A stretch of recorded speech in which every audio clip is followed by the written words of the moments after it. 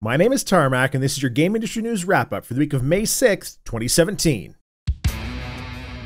There's a rumor going around that the next Assassin's Creed game is going to be called Origins, or at least I assume that not to mean just Origins, but rather Assassin's Creed Origins.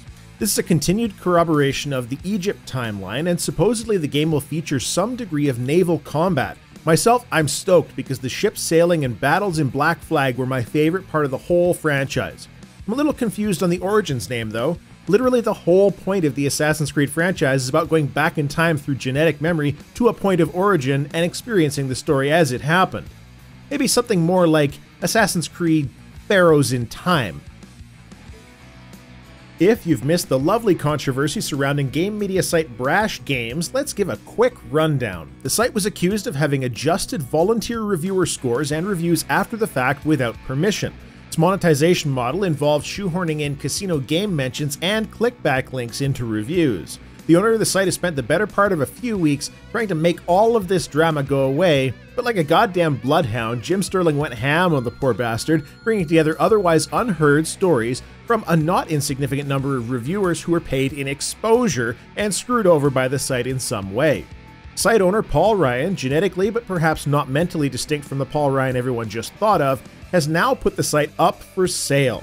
At the end of it all, this was a justified deconstruction of what, in my humble opinion, is an excellent showcase of just how much of a seller's market the game industry is. There are countless reviewers and other game media dreamers who want in and are willing to take whatever crumbs they can get.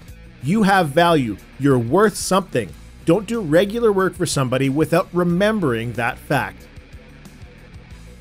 Valve is adding a co-op campaign to Dota 2 by way of the 2017 International Battle Pass. The multiplayer campaign has its first act releasing in May, called The Sands of Fate, and a second act in July called A Vault in the Deep.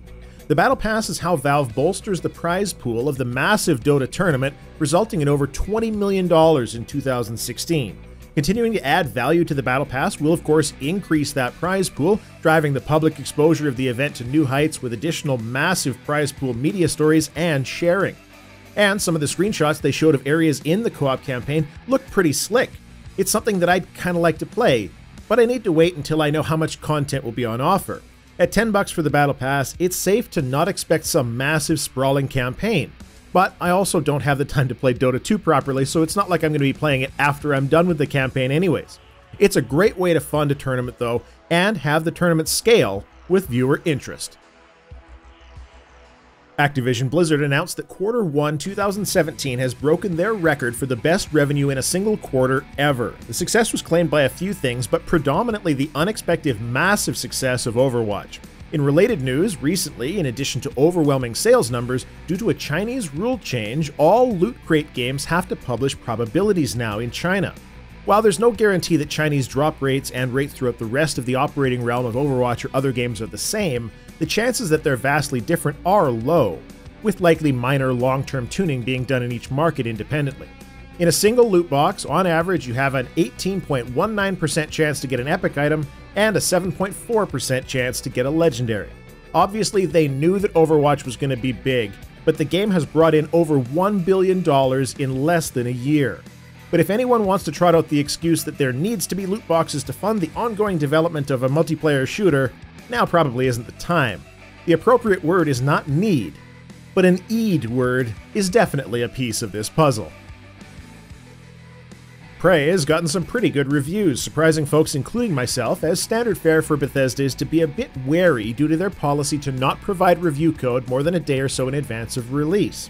Before the game came out though, a demo was provided to the Xbox One and PlayStation 4, but notably the PC did not have a demo version of this game.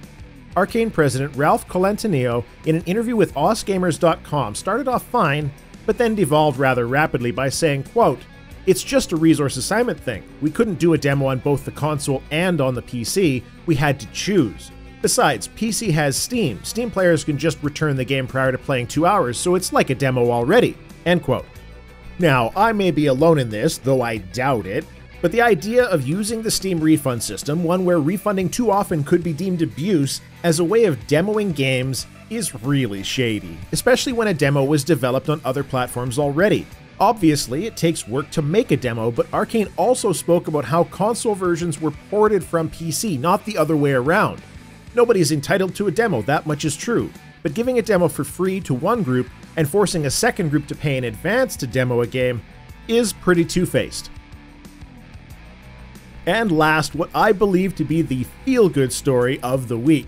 Chemist49, a Redditor, bought a box of Blizzard stuff on eBay, and that box turned out to contain a gold master disc of the original Starcraft, that being the source code version of the game. After looking for all kinds of opinions online, he returned the disc to Blizzard. Then he posted on Reddit what he did, and immediately he became a sort of public enemy #1 for not keeping the disc and giving the source code to the community. Good lord, there are a lot of selfish douche canoes out there, which is an easy position to take as a coward with no skin in the game.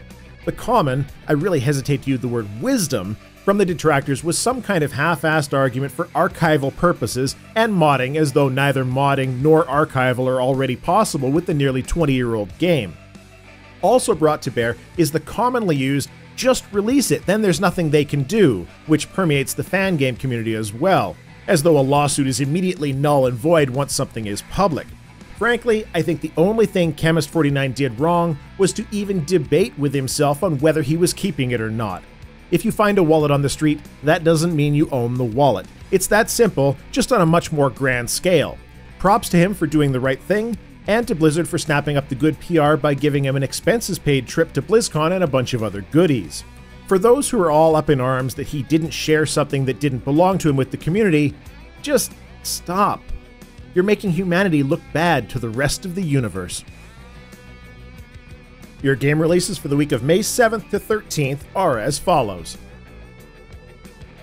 Birthday's The Beginning, a God Hand game made by the original creator of Harvest Moon, where you make a cube-shaped planet, changing terrain height, adding water, and watching the whole thing evolve, will be released on May 9th. The game releases on PlayStation 4 and Steam, and from what I've experienced so far, it's got one of the most obnoxiously long tutorials in recent memory.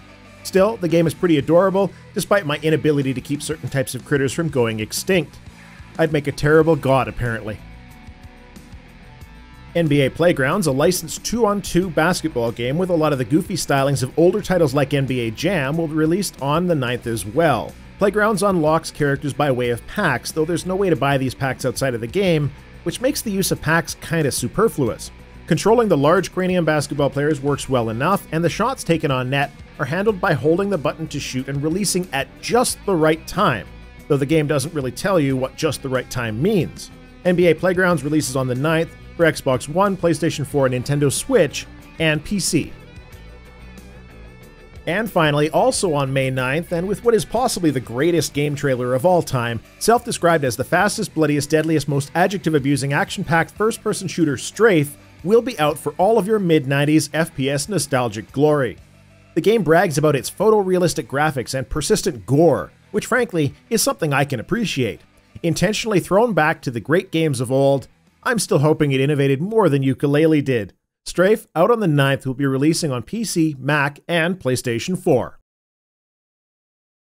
This has been your Game Industry News Wrap-Up for the week of May 6, 2017. The Feedback Loop topic for the Wednesday live stream this week will be on esports, with a bit of a focus on trying to discuss comparisons to traditional sports and the rise to popularity. So drop your comments and questions down below. You can follow me on twitch.tv/TarmackGaming to tune in live at 7 p.m. MST on Wednesday. My name's Tarmack. Thanks for watching.